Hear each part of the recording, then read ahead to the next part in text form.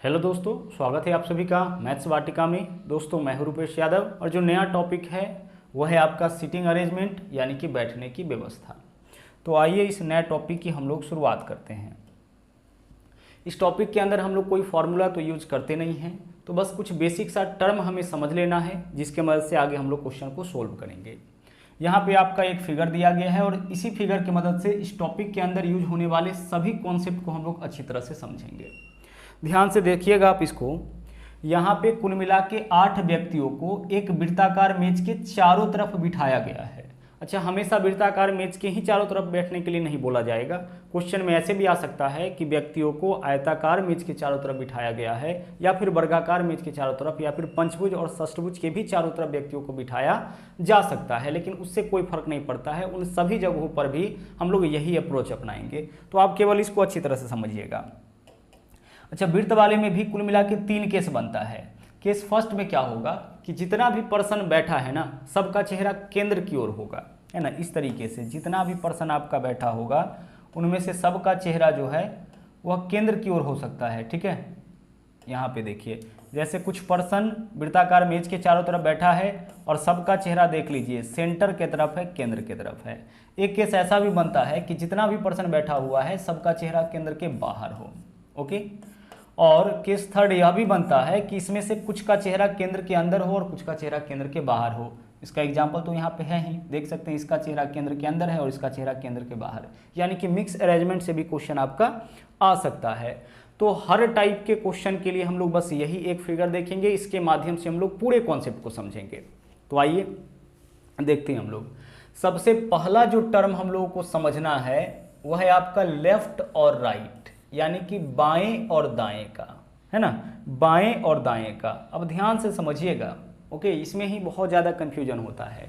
हमें इस आकृति से की मदद से यह पहचानना है कि किसके बाएं में कौन है और किसके दाएं में कौन है। तो अगर हम आपसे कहें कि ए के बाएं में कौन बैठा है, तो देखिए ए के बाएं में है एच और ए के दाएं में है बी, और ए के चेहरा को भी देखिए, ए का चेहरा किस तरफ है, केंद्र की ओर है। तो ए केंद्र की ओर मुख करके बैठा है, तो ए का बायां इस तरफ होगा और ए का दायां इस तरफ होगा। ए का लेफ्ट एच है और ए के राइट में बी बैठा है। ठीक है, उसी तरीके से अगर हम जी के पास चले और आपसे यह पूछे कि जी के लेफ्ट में कौन है, तो जी के लेफ्ट यानी जी के बाएं में एफ बैठा है और जी के दाएं में एच बैठा है। अगर बाएं और दाएं पहचानने में आपको दिक्कत हो तो आप कुछ इस तरीके से भी कर सकते हैं, जैसे अपना दोनों हाथ जिस तरफ बैठा हुआ है व्यक्ति उस तरफ अपना दोनों हाथ रखिए। जैसे देख लीजिए, केंद्र की ओर व्यक्ति बैठा हुआ है चेहरा करके, तो दोनों हाथ अपना केंद्र की ओर करिए। अब बोले कि बाएं, तो अपने बाएं हाथ की तरफ, और दाएं बोले तो दाएं हाथ की तरफ। तो जी के बाएं में एफ हो जाएगा और जी के दाएं में एच। बाएं बोले तो बाएं हाथ की तरफ, दाएं बोले तो दाएं हाथ की तरफ। इस अप्रोच का भी आप उपयोग कर सकते हैं। ओके, अब आते हैं हम लोग एच के पास। ध्यान से समझिएगा, पर्सन का चेहरा केंद्र के बाहर भी होगा, उससे हमें कोई फर्क नहीं पड़ता है। तो एच का चेहरा केंद्र के बाहर है। तो अब गौर से देखिए, अपना दोनों हाथ इस तरीके से रखिए, इस पोजीशन में, बाहर है तो बाहर की तरफ। अब एच का बाएं तो बाएं हाथ की तरफ चलिए, और दाएं बोले तो दाएं हाथ की तरफ। तो एच के बाएं में ए होगा और एच के दाएं में जी होगा। तो इस तरीके से आपको कुछ डाटा लिख करके और उसका प्रैक्टिस करना पड़ेगा। ओके, चलिए और हम लोग देखते हैं। अगर हम चले एफ के पास, तो एफ का चेहरा देखिए केंद्र के बाहर है, तो एफ के बाएं में जी होगा और एफ के दाएं में कौन होगा, ई होगा। लेकिन अगर हम आपसे पूछे कि ई के बाएं में कौन होगा, तो ई का चेहरा देख लीजिए केंद्र की तरफ है, केंद्र की तरफ, तो दोनों हाथ इस तरह से रखिए। तो ई के बाएं में डी होगा और ई के दाएं में कौन होगा, एफ होगा। अगर हम डी के पास चले तो देख लीजिए डी के दाएं में ई होगा और डी के बाएं में सी होगा। ओके, अब सी के पास चलिए। सी का चेहरा देख लीजिए केंद्र के बाहर है, केंद्र के बाहर है, तो इस तरीके से देख लीजिए, सी के बाएं में कौन होगा, डी होगा, और सी के दाएं में कौन होगा, बी होगा। तो आपको यहाँ पे ना एक छोटा सा काम करना है। छोटा सा काम यह करना है कि जितना भी पर्सन है ना, सभी पर्सन के बाएं और दाएं पर्सन को लिखना है। यह बहुत ज़्यादा इंपॉर्टेंट है ना, यह समझना कि किस पर्सन के बाएं में कौन है और दाएं में कौन है। तो यहाँ पे हम लिखेंगे पर्सन का नाम। ठीक है, इसमें हम लोग लिखेंगे कि लेफ्ट में कौन है और राइट में कौन है। आइए बारी बारी से सभी 8 व्यक्ति के बारे में लिखते हैं।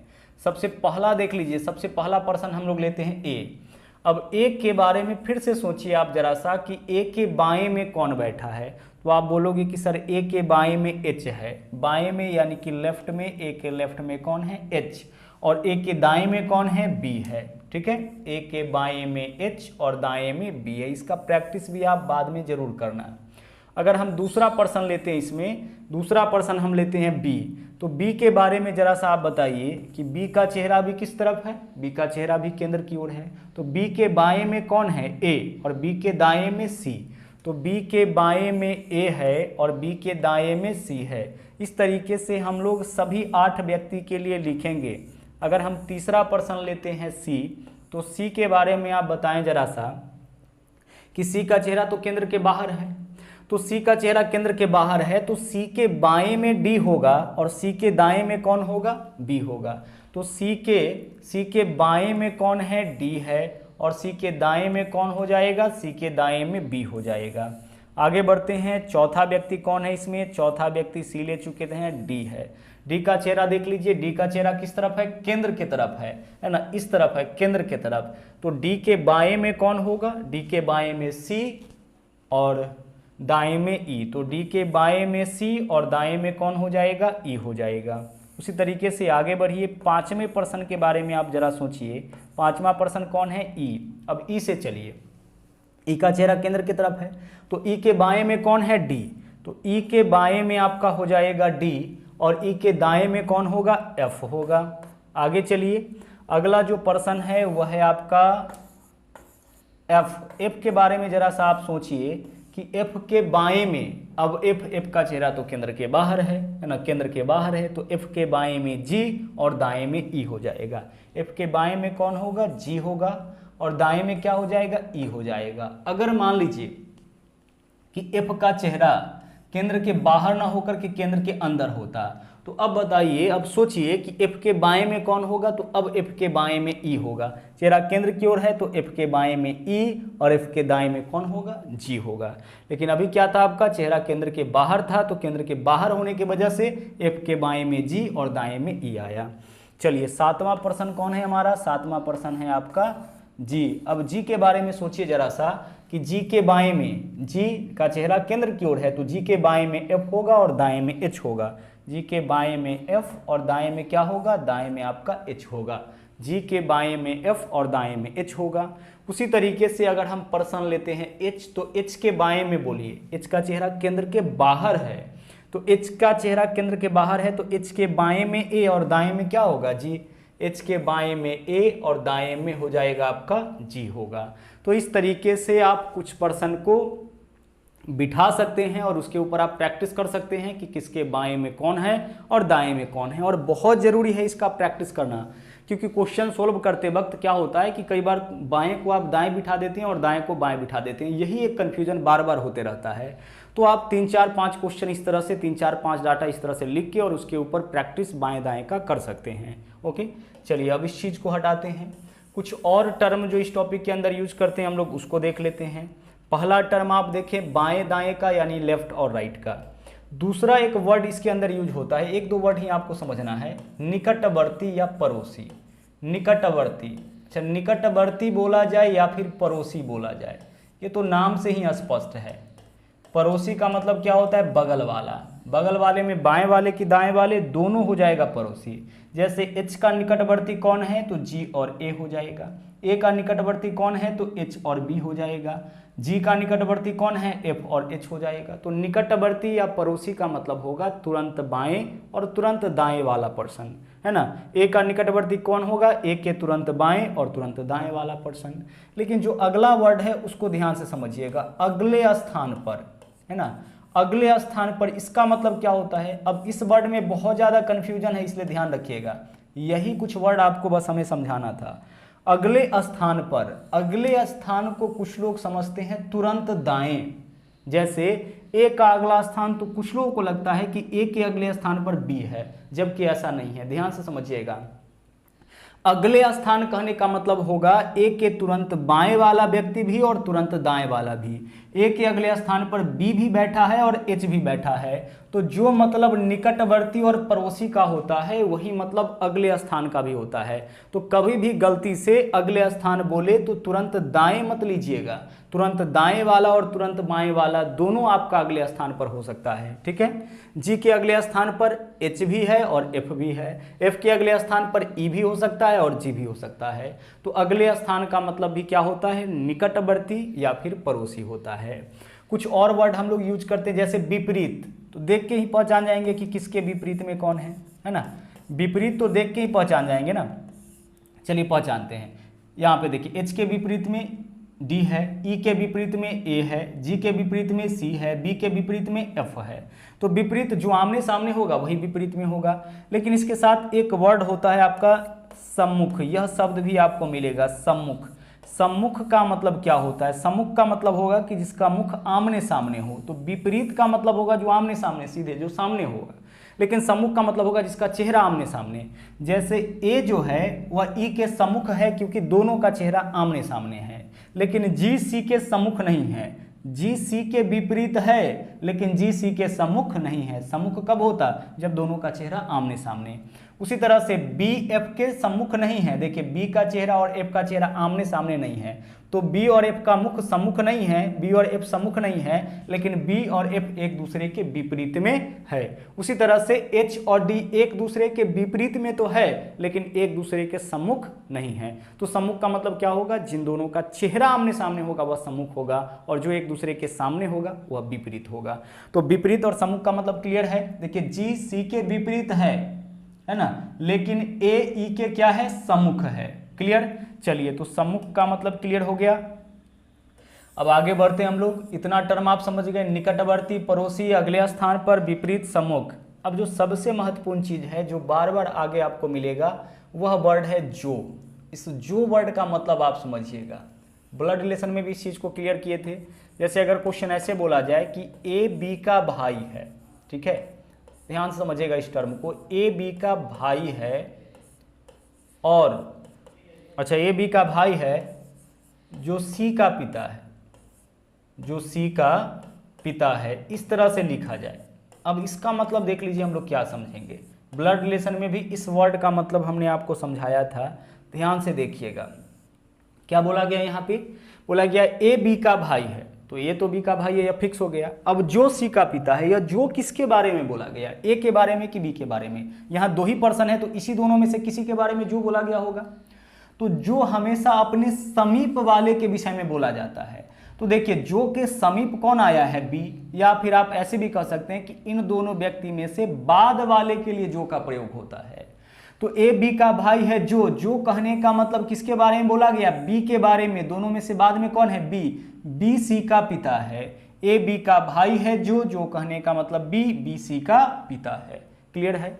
उसी तरीके से अगर बोला जाए एम एन का पिता है, एम एन का पिता है जो सी का भाई है, एम एन का पिता है जो सी का भाई है। बस इस वर्ड का मतलब आप समझ लीजिए क्योंकि बार बार मिलेगा, सी का भाई है। अच्छा यहाँ पे जो वर्ड किसके लिए बोला गया है, यह जो वर्ड इस दोनों में से बाद वाले के लिए यानी कि एन के लिए।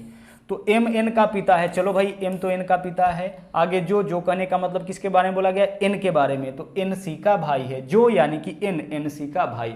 तो जो का प्रयोग हमेशा दो व्यक्ति में से किसके लिए होता है, बाद वाले के लिए होता है। ओके चलिए, लेकिन इसी क्वेश्चन में ऐसे बोला जाता है ना, इस क्वेश्चन में ऐसे बोला जाता कि ए बी का भाई है और सी का पिता है। अब आप सोचिए जरा सा कि यहाँ पे बोला गया है कि ए बी का भाई है और सी का पिता है, यानी यह सब कुछ किसके बारे में बोला गया है, ए के बारे में ही। कि ए जो है वह बी का तो भाई है लेकिन सी का क्या है, पिता है। यह सब कुछ किसके बारे में बोला गया है, ए के बारे में। ए बी का भाई है और कहने का मतलब इसी के लिए बोला गया है, सी का पिता है। ठीक है, तो केवल यहाँ जो वर्ड बोला जाए उसको आप संभाल लीजिएगा, बाकी चीज आपका जैसे है वैसे ही समझना है।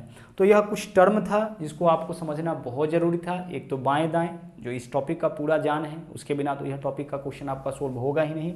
इसके अलावा एक जो वर्ड आपको बताएं वह सब। ओके चलते हैं, अब चलते हैं हम लोग क्वेश्चन के ऊपर। पहला क्वेश्चन देखिए, पहला क्वेश्चन यहाँ पे देखिएगा क्या बोला गया है। बोला यह गया है कि नीचे दी गई सूचना को ध्यानपूर्वक पढ़े और इसके आधार पर दिए गए प्रश्नों को हल करें। देखिए, हमें इन सूचना को ध्यानपूर्वक पढ़ना है और इसके बेसिस पर अपने क्वेश्चन का आंसर करना है। क्वेश्चन में देखिए क्या बोला गया है। बोला यह गया है कि 8 एग्जीक्यूटिव कहने का मतलब कुल मिला के 8 व्यक्ति है। तो सबसे पहले हम 8 व्यक्ति को बैठने के लिए जगह बनाएंगे। ठीक है, जगह बना लिए 8 व्यक्ति को बैठने के लिए। 8 एग्जीक्यूटिव है तो 8 को बैठने के लिए जगह बनाए। नाम दिया है JKLMNOP और Q एक गोल मेज के गिर्द एक बैठक करने के लिए बैठे हैं। अच्छा, एक बात बताओ, बैठक करने के लिए बैठे हैं तो सबका चेहरा केंद्र की ओर ही होगा, सबका चेहरा एक दूसरे के सामने ही होगा। इस शब्द से क्लियर हो गया कि सबका चेहरा किस तरफ है, केंद्र के तरफ है ना। सबका चेहरा आपका केंद्र के तरफ है। ठीक है, यहाँ पे केंद्र है, सबका चेहरा केंद्र की ओर है, सेंटर की ओर है, मतलब एक दूसरे की ओर है। क्योंकि बैठक करने के लिए बैठा है तो बैठक करने के लिए तो ऐसे ही बैठेगा, एक दूसरे के आमने सामने चेहरा करके। ओके, चलिए आगे बढ़ते हैं। अब यहां से आपका मेन क्वेश्चन शुरू होता है। हमेशा क्वेश्चन को आप सोल्व वहां से शुरू करिएगा जहां से बाएं दाएं बोला जाए। तो देखिएगा पहला लाइन क्या बोला है। बोला है जे पी के दाएं दूसरा, जे पी के दाएं दूसरा। तो पहले पी को बिठाएंगे तभी तो पी के दाएं दूसरा जे को बिठाएंगे। तो सबसे पहले आप पी को बिठाइए और पहले व्यक्ति को इन 8 जगह में से कहीं भी आप बिठा सकते हैं, जहां आपकी मर्जी वहां बिठा लो आप। तो हम P को यहाँ पे बिठा लेते हैं। चलिए P को हम यहाँ पे बिठा लिए। अब P के बारे में क्या, J के बारे में बोला है कि J P के दाएं दूसरा। तो P के दाएं पहला, दाएं दूसरा। यहाँ पे कौन बैठा है, यहाँ पे J बैठा है। तो 2 पर्सन को तो हम बिठा लिए। क्वेश्चन में क्या बोला था, J P के दाएं दूसरा पहले पर्सन को इस पूरे अरेंजमेंट में जहां आपकी मर्जी वहां बिठा लो। हम P को यहां बिठा लिए, आप चाहे तो यहां बिठा सकते हैं, यहां बिठा सकते हैं, यहां बिठा सकते हैं, कहीं भी बिठा सकते हैं, कोई दिक्कत नहीं है। J P के बाएं दूसरा, दाएं को दूसरा है। अब आगे जो, अच्छा देखो यहाँ पे पहले ही क्वेश्चन में जो वर्ड आ गया। यह जो वर्ड किसके लिए है, P के लिए। जो वर्ड हमेशा 2 व्यक्ति में से बाद वाले के लिए होता है। जो कहने का मतलब P के दाएं तीसरा। P जो है ना वह के दाएं तीसरा। तो P बैठा हुआ है, हम K को कहाँ बिठाए कि वहां से दाएं तीसरा हमें P दिखे। तो अगर हम K को यहाँ बिठाते हैं तो K के दाएं पहला, दाएं दूसरा, दाएं तीसरा हमें कौन दिखेगा, P दिखेगा। फिर से आइए इस क्वेश्चन को हम लोग क्लियर करते हैं, इस लाइन को क्लियर करते हैं। बोला है J P के दाएं दूसरा, तो P को बिठा दिए, P के दाएं दूसरा J को बिठा दिए। अब आगे जो किसके लिए है, P के लिए। तो P जो की जगह क्या समझेंगे हम, P के दाएं तीसरा।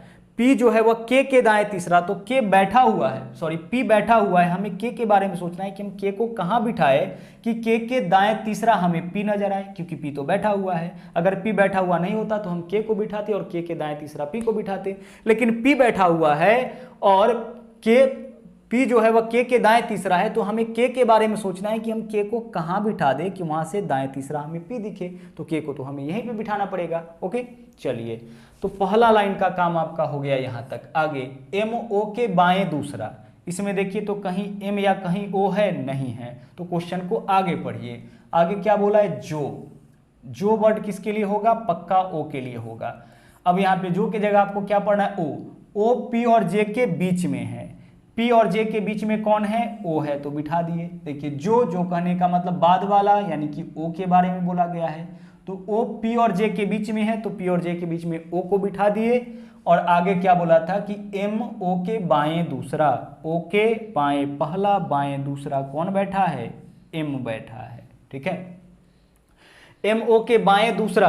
अच्छा नहीं तो ना तो इसमें पहले से M बैठा था ना O बैठा था। तो क्वेश्चन को आगे पढ़े तो जो वर्ड मिला, जो O के, जो P और J के बीच, यानी किसके बारे में, O के बारे में। O P और J के बीच, तो O को बिठाए और O को बिठाए। वैसे ही बाएं दूसरा हमें किसको बिठाने का जगह मिल गया, M को। आगे L के या N का पड़ोसी नहीं। अब इस चीज को बड़ा ध्यान से आप समझिएगा। L जो है वह K या N का पड़ोसी नहीं है, यानी L के बगल में K को भी आपको नहीं बिठाना है और N को भी आपको नहीं बिठाना है। देखिए K और N एक दूसरे के पड़ोस में बैठ सकता है, लेकिन L के बगल में K या N को नहीं बिठाना। इसको बहुत ही ध्यान से आप पढ़िएगा। एल के या एन का पड़ोसी नहीं है। तो के या एन का पड़ोसी कौन नहीं है? एल, यानी एल के साथ न तो के बैठेगा और एल के साथ न ही एन बैठेगा, लेकिन के और एन तो साथ में बैठ सकता है। ऐसा तो क्वेश्चन में नहीं बोला है कि के एन का पड़ोसी नहीं या एन के का पड़ोसी नहीं है। एल का पड़ोसी के और एन नहीं है, यानी एल के बगल में के या एन को नहीं बिठाना है। तो एल के बगल में के या एन को नहीं बिठाना है। तो आप सोचिए, क्या यहाँ हम एल को बिठा सकते हैं? नहीं। एल को बिठाएंगे तो एल के का पड़ोसी हो जाएगा। क्या यहाँ एल को बिठा सकते हैं? नहीं। तो 3 जगह बचा हुआ है, इसमें से 2 जगह हम एल को नहीं बिठा सकते हैं, तो एल को हम यहीं पे बिठा सकते हैं, तो एल को बिठा दिए। अच्छा, एल को जहाँ भी बिठाए हैं उसके बगल में के या एन नहीं बैठेगा, तो के तो नहीं बैठेगा, बैठा हुआ नहीं है। बगल में एन भी नहीं बैठेगा, तो एल के बगल में यानी कि यहाँ पे एन नहीं बैठेगा, तो एकमात्र जगह है यहाँ पे एन को आप बिठा लीजिए। हो गया। अब आगे देख लीजिए, 8 व्यक्ति को बिठाना था, 7 व्यक्ति को बिठा चुके हैं, जगह भी एक बचा हुआ है, व्यक्ति भी एक बचा हुआ है। व्यक्ति कौन बचा हुआ है? J K L M N O P सबको बिठा चुके हैं, क्यू बचा हुआ है। तो एकमात्र जो जगह बचा हुआ है वहां पे जो बचा हुआ व्यक्ति है उसको आप बिठा लीजिए और अपने क्वेश्चन का आप आंसर देना शुरू करिए। चलिए, तो इस डाटा के बेसिस पर हमने पर्सन्स को बिठा लिया, व्यक्तियों को बिठा लिया, और अब हम लोग अपने क्वेश्चन का आंसर करेंगे। देखिए, इसमें सबसे ज़्यादा महत्वपूर्ण है व्यक्तियों को बिठाना। अगर आपने व्यक्तियों को एक बार बिठा लिया तो फिर क्वेश्चन का आंसर करना बहुत ही सिंपल चीज़ हो जाएगा आपके लिए। देखिए, क्वेश्चन क्या सब पूछा गया है इसके बेसिस पर, यहाँ पे देखिएगा इसके बेसिस पर क्या क्वेश्चन सब पूछा गया है। पहला क्वेश्चन देखिएगा क्या है ना। पहला क्वेश्चन देखिएगा क्या है, इसके बेसिस पर जो क्वेश्चन पूछा गया। चलिए इस तरफ हम लेकर के आते हैं, हमें तो बस यही डाटा का काम है अभी। इसके बेसिस पर जो क्वेश्चन पूछा गया है, देख लीजिए क्या सब पूछा गया है। पहला क्वेश्चन देखिएगा, पहला क्वेश्चन क्या पूछा है? क्यू के विपरीत कौन है? क्यू के विपरीत कौन है? पी है। देखिए आंसर आपका यहाँ पे किया हुआ है पी। ओके, अगला क्वेश्चन, जे के बाएं दूसरा, जे के बाएं दूसरा, जे से चलिए, जे से चलिएगा। देखिए जे का चेहरा केंद्र की तरफ है, तो बाएं पहला बाएं दूसरा पी हो जाएगा, विकल्प बी आंसर। ठीक है, एक बार व्यक्तियों को आप बिठा लिए तो इन क्वेश्चन का आंसर करना आपके लिए कोई मुश्किल काम नहीं होगा। मेन है इन व्यक्तियों को बिठाना इसके अंदर। आगे, के और एम के बीच कौन है? के और एम के बीच, देखो भाई के और एम के बीच कौन है? एन है ना। हाँ जी, एन है, तो आंसर हमारा क्या हो जाएगा? एन हो जाएगा। आगे, के दाएं दूसरा, के दाएं, देखिए के दाएं पहला दाएं दूसरा कौन हो जाएगा? एम हो जाएगा। ठीक है, आगे चलिए, एन का पड़ोसी कौन है? एन का पड़ोसी, देखो आप, यही तो एन है ना, यहाँ पे एन है। एन का पड़ोसी कौन है? तो एन का पड़ोसी के और एम हो जाएगा। एन का पड़ोसी क्या होगा? के और एम हो जाएगा। तो विकल्प बी हमारा आंसर हो जाएगा इस क्वेश्चन का। ठीक है, चलिए बढ़ते हैं अगले क्वेश्चन में। अगला देखिए क्वेश्चन नंबर 2। यहाँ पे भी अभी सिर्फ डाटा दिया गया है, इसके बेसिस पर हम लोग व्यक्तियों को बिठाएंगे और फिर उसके बाद जो है ना क्वेश्चन आपके सामने हम रखेंगे। देखिए यहाँ पे क्या बोला गया है, A B C D E F G और एच, यानी 8 व्यक्ति हो गया। केंद्र की ओर मुंह करके एक वृत्त के गिर्द बैठे हैं। 8 व्यक्ति केंद्र की ओर चेहरा करके एक वृत्त के चारों तरफ बैठा है। तो आप बनाइए, सबसे पहले 8 व्यक्तियों को बैठने के लिए जगह बनाइए। ठीक है, आइए हम 8 व्यक्तियों को बैठने के लिए जगह बनाते हैं। कुल मिला के 8 व्यक्तियों को बिठाना है ना। इस तरह से हम 8 व्यक्तियों को बिठाने के लिए जगह बना लिए। सबका चेहरा, देखिए क्वेश्चन में बोल रखा था कि सबका चेहरा किस तरफ है? सबका चेहरा केंद्र की ओर है, तो सबके चेहरा को केंद्र की तरफ आप करिए। ओके, चलिए आगे बढ़िए। बारी बारी से व्यक्तियों को हम बिठाते चलते हैं। क्वेश्चन को आपको वहां से शुरू करना है जहां से बाएं दाएं बोले। यहां पे आ जाइए, ए एच के दाएं को चौथा, ए एच के दाएं को चौथा। तो पहला पर्सन कौन है? एच है। एच को बिठाएंगे तभी तो एच के दाएं चौथा या बाएं चौथा बिठा पाएंगे व्यक्ति को। तो पहले हम एच को बिठा दिए, पहला व्यक्ति को जहां जी में आए वहां बिठाइए। अब एच के दाएं चौथा कौन है? ए। तो एच के दाएं पहला, दाएं दूसरा, दाएं तीसरा, दाएं चौथा, यहां पे आप बिठा दो ए को। ए कहां बैठा है? एच के दाएं चौथा, पहला दूसरा तीसरा चौथा, यहां पे एच को बिठा दिए। और एफ के बाएं दूसरा, सब किसके बारे में बोला है? ए के बारे में, कि ए एच के दाएं चौथा है और एफ के बाएं दूसरा।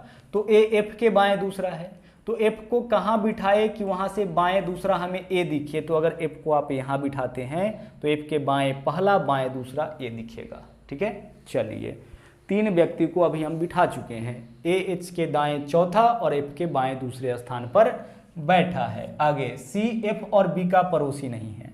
देखो भाई सी जो है ना वह एफ और बी का पड़ोसी नहीं है। यहाँ शॉर्टकट हम बना लेते हैं। सी जो है वह एफ और बी का पड़ोसी नहीं है, यानी सी के बगल में एफ को भी मत बिठाओ और बी को भी मत बिठाओ। सी के बगल में एफ या बी को नहीं बिठाना है। ओके, चलिए आगे बढ़ते हैं। आगे डी सी के दाएं तीसरे बैठता है। डी कहाँ बैठता है? सी के दाएं। तो सी को बिठाएंगे तभी तो सी के दाएं तीसरा हम बिठा पाएंगे डी को। तो सी को बिठाने के लिए देखिए अभी कितना जगह है हमारे पास। यहाँ पे सी को नहीं बिठा सकते हैं क्योंकि क्वेश्चन में क्या बोला है कि सी एफ का पड़ोसी नहीं है। तो सी यहाँ नहीं बैठेगा, यहाँ नहीं बैठेगा। तो सी के लिए अभी भी हमारे पास 1, 2 और 1 3 जगह है।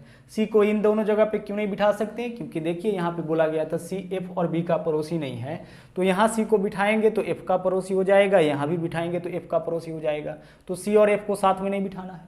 तो सी को बैठने के लिए 3 जगह। अच्छा, सी को वहाँ बिठाना है जहाँ से दाएं तीसरा स्थान खाली हो, क्योंकि सी के दाएं तीसरा हमें डी को बिठाना है। तो सी को हम अगर यहाँ बिठाते हैं तो दाएं पहला दूसरा तीसरा जगह खाली नहीं है, तो सी को यहाँ नहीं बिठा सकते हैं। सी को अगर यहाँ बिठाते हैं तो सी के दाएं पहला दूसरा तीसरा जगह खाली नहीं है, तो सी को यहाँ भी नहीं बिठा सकते हैं। तो एकमात्र जगह बचा है जहाँ पे सी को हम बिठा सकते हैं, यहीं पे बिठा सकते हैं। देखिए 5 जगह में से 3 और 2 5 जगह में से स्पष्ट है कि सी को कहाँ बिठाना है। इन दोनों जगह पे सी को नहीं बिठा सकते हैं क्योंकि इन दोनों जगह पे बिठाएंगे तो सी एफ का पड़ोसी हो जाएगा और सी एफ का पड़ोसी नहीं है। तो बचा यह 3 जगह। अब अगर यहाँ बिठाते हैं तो सी को वहाँ बिठाना है जहाँ से दाएं तीसरा जगह खाली हो, क्योंकि सी के दाएं तीसरा हमें डी को बिठाना है। तो सी को यहाँ बिठाएंगे तो दाएं पहला दूसरा तीसरा जगह खाली नहीं है। सी को यहाँ बिठाते हैं तो दाएं तीसरा जगह खाली नहीं है, मतलब सी को हम यहीं बिठा सकते हैं। अब सी को बिठा लिए तो सी के दाएं पहला दूसरा तीसरा किसको आपको बिठाना है? डी को। लीजिए डी को बिठा लेते हैं। सी को बिठाएं, सी के दाएं तीसरा हम किसको बिठा लेंगे? डी को बिठा लेंगे। अब आगे चलिए। सी जो है बी का भी पड़ोसी नहीं है, मतलब यहाँ पे और यहाँ पे बी नहीं बैठेगा। तो अब बी कहाँ पे बैठेगा? यहीं पे बैठेगा, क्योंकि क्या बोला था? सी जो है सी के बारे में बोल रखा था कि बी का भी पड़ोसी नहीं है। तो इन दोनों जगह में से भी कहीं आपका बी नहीं बैठेगा, तो एकमात्र जगह बचा हुआ है, यहाँ पे बी बैठेगा। आगे चलिए। एच कभी भी जी के अगले स्थान पर नहीं बैठता है। एच कभी भी जी के अगले स्थान पर, यानी एच का पड़ोसी जी नहीं होगा। अगले स्थान का मतलब तुरंत बाएं और तुरंत दाएं दोनों होता है। तो बोला है कि एच कभी भी जी के अगले स्थान पर नहीं, यानी एच जी का पड़ोसी नहीं है। तो यहाँ पे जी नहीं बैठ सकता है। 2 जगह है, यहाँ पे जी नहीं बैठेगा तो जी को यहाँ बिठा दीजिए।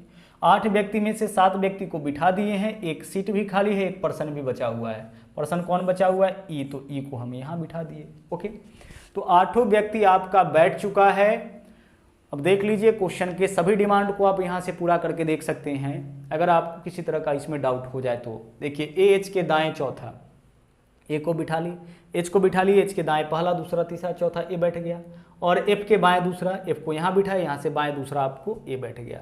आगे डी, आगे क्या बोला है? सी एफ और बी का पड़ोसी नहीं है, यानी सी के बगल में एफ और बी को नहीं बिठाना है। इन दोनों जगह पर हमें, इन दोनों जगह पे हमें किसको नहीं बिठाना था? इन दोनों जगह पे हमें सी को नहीं बिठाना था, क्योंकि सी एफ और बी का पड़ोसी नहीं है। मतलब सी के बगल में एफ या बी में से कोई नहीं बैठेगा। एफ और बी तो बैठ सकता है साथ में, एफ और बी साथ में बैठ सकता है, लेकिन सी के बगल में एफ या सी के बगल में बी नहीं बैठेगा। तो इन दोनों में से कहीं पे भी हम सी को नहीं बिठा सकते हैं। तो सी के लिए 3 जगह बचा था। अब क्वेश्चन में आगे बोला है डी सी के दाएं तीसरा, तो सी को ऐसे जगह बिठाना था जहां से दाएं तीसरा जगह खाली दिखे, तो यहीं पे हम सी को बिठा सकते हैं। ओके, अब चलिए इसके बेसिस पर हम लोग अपने क्वेश्चन का आंसर करते हैं। इस डाटा को हम हटाते हैं, इसको हटा देते हैं। अब क्वेश्चन लेकर के आते हैं। क्या क्या क्वेश्चन देख लीजिए पूछा है। इसके बेसिस पर जो क्वेश्चन पूछा है, अच्छा एक क्वेश्चन तो इसी में था, एक क्वेश्चन आपका इसी में था कि बी और डी के बीच में कौन है? बी और डी के बीच में देख लो भाई, बी और डी के बीच में, बी और डी के बीच में कौन है? एफ। बी और डी के बीच में कौन है? एफ। तो हमारा आंसर एफ हो जाएगा। अब चलिए अगला काम आपका यह है, इस क्वेश्चन को हम हटाते हैं और बाकी का नया क्वेश्चन हम लाते हैं इसके ऊपर जो पूछा गया है। देखिए कुल मिला के 5 क्वेश्चन पूछा गया है। एक क्वेश्चन का आंसर आप निकाल लिए हैं। दूसरा क्वेश्चन देखिए आपके सामने है यहाँ पे। दूसरा क्वेश्चन क्या है? एफ के दाएं तीसरे स्थान पर कौन बैठा है? एफ के दाएं तीसरे स्थान पर, एफ के दाएं, देखिए एफ का दाएं पहला, दाएं दूसरा, दाएं तीसरा कौन बैठा है? ई। तो हमारा आंसर इस क्वेश्चन का ई हो जाएगा। अगला नंबर 3 क्वेश्चन में चलिए। डी का पड़ोसी, डी का पड़ोसी देख लीजिए कौन होगा? डी का पड़ोसी ए और एफ, डी का पड़ोसी ए और एफ। आंसर हो जाएगा विकल्प ए। आगे जी के विपरीत, जी के विपरीत देख लीजिए कौन है, जी के विपरीत बी। आंसर हमारा इस क्वेश्चन का बी हो जाएगा। ठीक है, इसका आंसर करना आपके लिए बहुत सिंपल है अगर आप इसको बना लेते हैं तो। अब तो इसमें से देख के आंसर करना है। अगला नंबर 5, थोड़ा ध्यान से देखिएगा इसको। बोला है नीचे दिए गए युग्म में से कौन से युग्म में पहला व्यक्ति, देखिए पहला व्यक्ति दूसरा व्यक्ति के ठीक दाएं, पहला व्यक्ति दूसरा के ठीक दाएं, कौन से युग्म में दाएं? तो इसमें देख लीजिए, इसमें जो है बी और एच है, तो पहला व्यक्ति कौन है? बी। देखिए तो क्या बी एच के तुरंत दाएं है? तो एच के तुरंत दाएं बी नहीं है, एच के तुरंत बाएं बी है ना। इस ऑप्शन में आइए, पहला व्यक्ति कौन है? पहला व्यक्ति ई है और दूसरा व्यक्ति कौन है? एच। तो देखिए तो पहला व्यक्ति यानी जो ई है एच के तुरंत दाएं है, तो हाँ ई एच के तुरंत दाएं है, तो आंसर हमारा क्या हो जाएगा? विकल्प सी। हमें एक ऐसे युग्म को बताना था जिसमें पहला जो व्यक्ति है वो दूसरा के तुरंत बाएं, पहला व्यक्ति दूसरा के तुरंत दाएं, तुरंत दाएं। तो देख लीजिए ई जो है वह एच के तुरंत दाएं है, देख लीजिए ई एच के क्या है? तुरंत दाएं। तो हमारा आंसर विकल्प सी हो जाएगा। तो केवल इस डाटा को हमें बस सेट करना है, बाकी का तो इसके ऊपर है ना, इसके बेसिस पर हमें आंसर कर लेना है। आगे बढ़िए, अगला क्वेश्चन नंबर 3 देखिएगा। यहाँ पे गौर से क्वेश्चन को पढ़िए। कितना व्यक्ति है? देखिए M N P R T W F और एच केंद्र की ओर मुख करके एक वृत्त के गिर्द बैठे हैं। एक वृत्त के चारों तरफ बैठा है और केंद्र की ओर मुंह करके बैठा है। तो पहला ड्यूटी तो आपका यही है कि 8 व्यक्तियों को बैठने के लिए आप जगह बनाइए सबसे पहले, है ना। 8 पर्सन को बैठने के लिए सबसे पहले क्या करेंगे? हम जगह बनाएंगे। सबका चेहरा केंद्र की ओर है, चलिए सबके चेहरा को आप केंद्र की तरफ कर दीजिए। ओके, चलिए आगे बढ़ते हैं। या केंद्र है, सबका चेहरा केंद्र की ओर। क्वेश्चन को अब सोल्व करना शुरू करते हैं। यहां से देखिए क्या बोला है, पी एम के बाएं तीसरे और टी के दाएं दूसरा। पी जो है वह एम के बाएं तीसरा, तो सबसे पहले एम को बिठाइए और एम के बाएं पहला बाएं दूसरा कौन बैठा है? पी बैठा है। पी के बारे में देखिए क्या बोला था, पी के बारे में बोला था कि एम के बाएं तीसरा, एम के बाएं तीसरा बोल रखा था ना, तो एम के बाएं पहला बाएं दूसरा, बाएं बाएं पहला बाएं दूसरा बाएं तीसरा, यहाँ पे पी बैठा हुआ है। पी कहाँ बैठा हुआ है? एम के बाएं तीसरा, एम के बाएं पहला बाएं दूसरा बाएं तीसरा और टी के दाएं दूसरा। किसके बारे में बोला गया है? और पहले वाले के विषय में ही होता है। पी एम के बाएं तो तीसरा है लेकिन टी के दाएं दूसरा, तो पी टी के दाएं दूसरा। तो टी को कहाँ बिठाएं? देखिए टी को अगर हम यहाँ बिठा लेते हैं तो टी के दाएं पहला दाएं दूसरा पी हो जाएगा।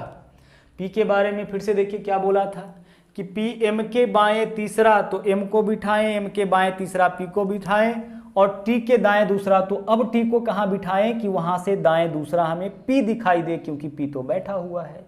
तो अगर हम टी को यहाँ बिठाते हैं तो टी के दाएं दूसरा हमें पी दिखाई देगा। ओके, चलिए पहला लाइन का काम हो गया। आगे एन पी के दाएं दूसरा, एन पी के दाएं दूसरा, तो पी के दाएं पहला दाएं दूसरा, यहाँ पे हमें किसको बिठाना है? एन को बिठाना है। एन पी के दाएं दूसरा। आगे आर डब्लू के दाएं दूसरा, इसमें ना तो आर है ना डब्लू है, तो क्वेश्चन को आगे पढ़िए। आगे देख लीजिए क्या बोला है, जो, यह जो किसके लिए होगा?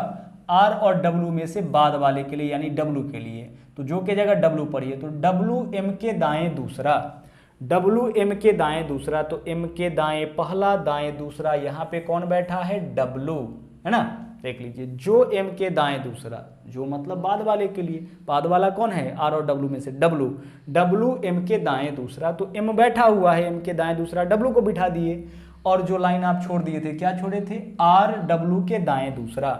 अब डब्लू के दाएं पहला दाएं दूसरा कौन है? आर है। डब्लू को बिठा लिए हैं तो डब्लू के दाएं पहला दूसरा आप किसको बिठा सकते हैं? आर को।